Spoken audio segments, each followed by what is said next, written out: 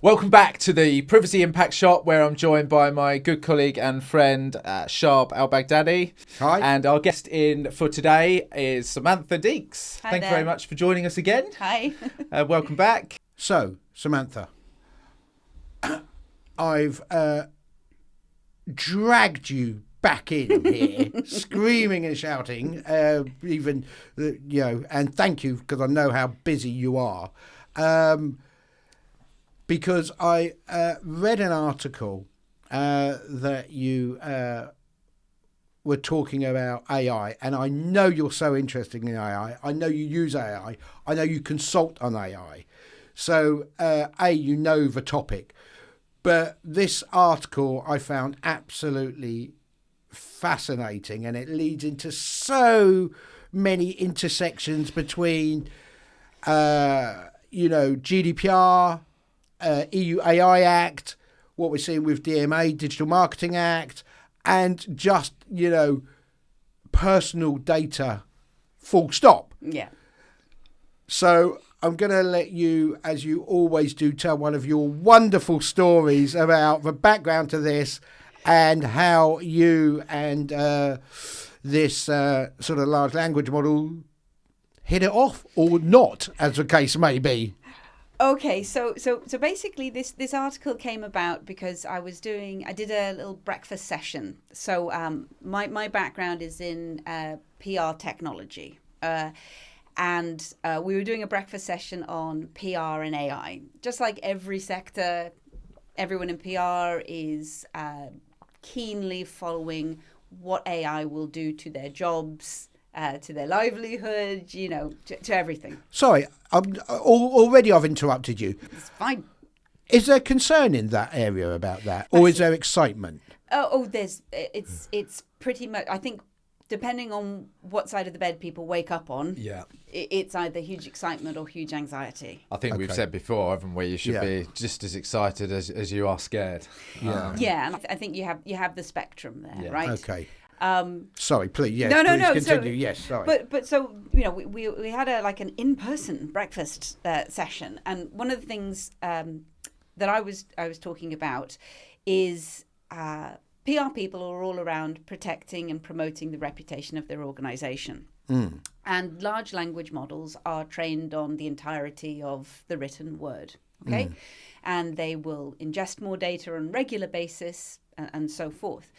And the way that large language models, my understanding anyway of the way large language models are built, is they quite often make use of artificial neural networks, which is, replicas of the brain. So you have these little sort of neurons and you have these synapses between the neurons. And what the developers can do is they can change sort of weightings and they can tweak things between these synapses. But stuff goes in at one side, stuff comes out at the other side, and you can't actually tell what's going to come out, right? And every time it does it slightly differently. Just the way a human brain works. So, you wouldn't be able to tell me the same story in exactly the same way twice. So they've done this amazing job of kind of replicating the way the human brain works, but what that kind of means is you lose control. Just like you can't completely control a human, you can't completely control these models. Sure. So if you have a database structure where you've got, a column for names and a column for this and whatever, you can kind of go and tweak that, right? You can get rid of things and so forth. But what I was trying to say to the PR people at the meeting was, you're used to looking at the reputation as it's talked about in the media, and you're used to looking at the reputation, in forums and things of this nature. But increasingly, people will stop using browsers and they will use large language models to find information for you. 100%. So have you tried asking a large language model, and all of them, what they think about and know about your organization? What they think and they know about you, maybe. Because this has a direct impact on kind of your reputation. And we talked about some technical stuff as well about there is a potential that the more content that they produce, good quality content, long form content, the more likely maybe that the AIs are to take that content and to learn from it and kind of ingest it into their ecosystem. Yeah. Anyway, but that aside, I thought after the meeting, well, let me have a conversation with my AI, Claude, who I for some reason, I just like its personality. Yeah. Anyway. So I had a conversation and I asked, and this is what the article was. It was basically a transcript of an interview that I did with Claude. Yeah. And so I asked Claude, I said, Claude, what can you tell me about PR Glue, which was my old company? Something I know a little bit about. Yes. And so I said, what do you know about it? And it gave me the standard spiel, and it said it was co-founded by Samantha Deeks and by this other person who I'd never heard of, but I looked him up on LinkedIn, and he's an ecology consultant. And oh, wow. And I have sent a LinkedIn message to him because I'm wondering if there's some cosmic thing like we should found a company. Has he come back on that? He hasn't, right? Hey, so, if you're watching, tell me about this now, Yeah. right? Anyway, so I pointed out to Claude. I said, Claude, that's actually wrong. I don't know who this person is. And he goes, oh, thank you very much. I will rectify that. And I said, but can you rectify that? Like, if someone else now asks you this question, will you still have this? And he goes, well, no, I can't learn from this. My learning has already been done. Wow. And I was like, okay, so if, for example, you learned on some data that said, I don't know, that I was a criminal, that I had been, prosecuted. Let's say there was some erroneous information out there about me. I'm not actually confessing to any crime. I said, tune in next week. We'll ask Claude. We'll be crowdfunding for a release. I decided to read the system, right? So I said, if you'd been taught on that and that was incorrect, what could I do about it? And he explained to me that because of the way of these neural networks, there wasn't really anywhere that you could get rid of this data. It's kind of part of the fabric now of its learning. Right. So because of the way that data is not stored in databases or anything like that, there's nothing, it would be very difficult for him to do. And he suggested that I would contact Anthropic, who are the owners of Claude. And so I said, then I asked it, so inherently then, no large language model can meet the European, GDPR right of rectification, all of this sort of stuff. And he said, yes, this is a very, very big challenge for LLMs. And that's because it is. I mean, one good thing about LLMs, they may hallucinate, but they do kind of tell the truth. Yeah. Like if you push them, they do tell the truth about themselves and as much as they know. So I put all this transcript together and I said, look, large language models can't respect privacy because they can't. Because of the models on these, they've done too good a job of replicating kind of human thought processes.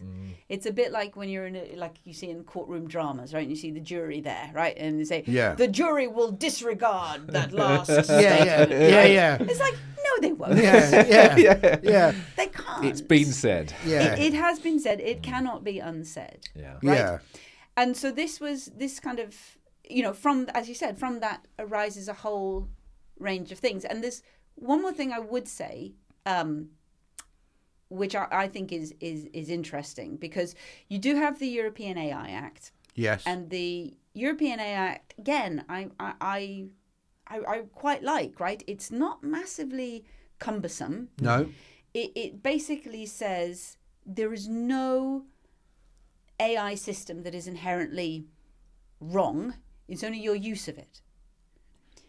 And it occurred to me this is kind of similar to gun legislation. Like, guns aren't, well, in some places they are, but, it's not that you can't have a gun, it's just you can't use it for certain things. You can't use it to kill people, you can't use it for this, you have to have certain permits, you have to kind of all this sort of stuff. So it's not outlawing the technology. And that's really clever because the technology will change, but human motivation won't. So if you use the technology to undermine democracy, to socially profile people, and they keep it quite vague because they know that this is going to change so much. But so what happens is, I find, is that the AI regulation becomes quite philosophical, and it becomes less about prescribing forms of AI and more about actually redefining, this is going to sound so, redefining humanity. It's about saying these things are human, these are values that we all believe in, and these are things that should not undermine those. And that is, I got down so many wormholes and rabbit holes and things. Yeah. Sure, yeah. That is a really, really powerful message. So I had this conversation with Claude. I published the transcript, and I would argue that everyone should have a go at doing that for themselves, as in, what do you know about me? Yeah. And also for their organization, especially the sort of the PR people, to understand, a benchmarking for their reputation. Yeah. Did you explore where this misinformation or this error had come from? Is that He can't tell me, Claude. Yeah. He doesn't know. It's a bit like He's got it from somewhere. but it could just be generally Well, it's looking for patterns, isn't it? So when it's it's got it's looking it's looking for patterns, and at some point it's sort of weighted through its that there is a connection somewhere between this individual and the company, and that could be so obtuse. That's like 10 years ago. You both were on the same VPN or something. But the even more insidious thing about this is that this is like gossip. So when you have if someone makes a statement about you and they put it online, a lot of people are seeing the same thing. Yeah. But this is like me whispering in your ear, by the way, so and so does this, because no one else is seeing that one-to-one communication with you in the LLM. Yeah. Right. So, and there could be thousands of these micro mistakes, huge amounts of them benign, but you just don't know. Yeah. So this idea of and this is what people have to. And the more people look for themselves, the more people will understand that this is a there are things that large language models are excellent at, and there's things that they're not. And you have to be aware of these. And these, like I said, these are conversations now. These are personal conversations between one person and the LLM, which no one else will see. Yeah. So it's not like you can control this. So where does that, the crux of that then is, where's the rub between that and the current data protection laws that, we have? Where do you see that going? Do you see, those data protection laws changing to fit this, new paradigm of, of the way people are going to interface and get information? Or do you see that the regulation that is governing the use of these technologies changing? Because we've got this comprehensive model under the EU Act. We've got a few sort of other acts bubbling away in Singapore and Brazil, and a couple in sort of state level in the US. But generally speaking, you're right that there is a shift towards deregulation in some of the economies. China's got an AI Act as well coming out, with it. I mean, you spoke about values and things like that. They, they install their values, that sort of national values, into their act. So what's your view on which one's going to change, do you think? Do you think it's going to be the cornerstone of data protection that we've all sort of grown up with and learned to love, and or this this approach to govern the use of these technologies? Well, it's really interesting. There's a little bit at the moment, we've got lots of strands going on. As you said, there's a race towards deregulation, which I think is massively mistaken, because I don't think the EU is over-regulating, but the EU is terrified that it's going to be left behind, and it's worried that regulation is the reason why it isn't creating these multi-billion euro industries and investment. Yeah, I agree. Yeah, and I don't necessarily think it's due to regulation, but maybe I'm wrong. But there is this race to the bottom at the moment, because everyone is desperate to get any amount of productivity out of an ever-aging population, and also to survive economically, right? Yeah. European. This is the first time in the European Union it's got a declining birth rate, and therefore it can't rely on that to boost its economy. So I get that. But at the same time, I think there's going to be... people just maybe need to get more in there, because it'll only take some big organizations to find out all of this, maybe this whisper campaign, negative stuff that's coming out about them. And maybe we need like a Schrems kind of, Max Schrems for this, to sort of saying, look, my rights have been undermined. Tech companies, what are you going to do about this? I am really not sure, but it is and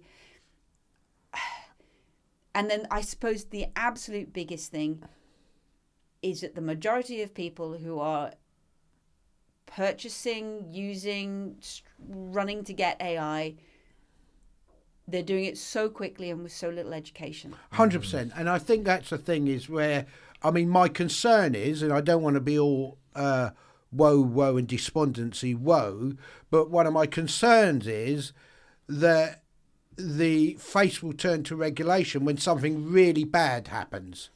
When something really bad happens on a large scale, suddenly, because I find it bizarre that only, sort of an AI Grenfell. Yeah. Almost. If we go a year ago, when the creators of these were going, we actually need some regulation around that seems to have gone away, those voices. They're not so loud now. They're very small. And I think if there is that, so, to my mind, whilst there is regulation, and I agree with you, I don't think it is over-regulated at all looking at that act. I think it is more about organisations, although embrace it, use it, you're going to want to do it because you can't uninvent fire. Yeah. But the governance of it, I really see is probably even more important than just data protection, actually. So this is where my call is out to PR people. And again, this is maybe just the domain that I know. But because whereas I think there's a race to deregulation, I don't think there is the reputational harm and the regulation don't coincide. If you use AI to sack half your workforce, that is a reputational issue. You may be you're totally justified in doing it if you want to. Yeah, it's probably the right business decision. But but it is a reputation issue. If you use AI, so here's a wonderful one. I have no idea how this got funding, but there is a company out there at the moment that is marketing itself to say, if you don't have time to call your parents all the time, let AI do it for you. Wow. Now, this is out there. It's a service you can buy, right? It's the queasiest, most anti-human thing I've heard in a long time. It's not breaking any laws. No. But reputationally, where the hell is that company going to go? Can I just ask, can you use that service to call friends as well? I'm just throwing it out there. Colleagues. And imagine if it takes on a life of its own, is just, right? that's a huge issue. And that's hideous on every level. Yeah. But it's hideous because you have this intuitive sense of ick. Yeah, right? Yeah. It's the sort of the uncanny valley in terms of... Yes, you're right. But I could ask someone else and go, what do you think? I go, that's a fact. There would be zero ick. It would be, that's brilliant. Because I can't bear talking to my dad or mum. Well, then don't... Anyway, sorry. Yes. But these are conversations around what it means to be human. Yeah. Again, right? What does it mean to be human? Yeah.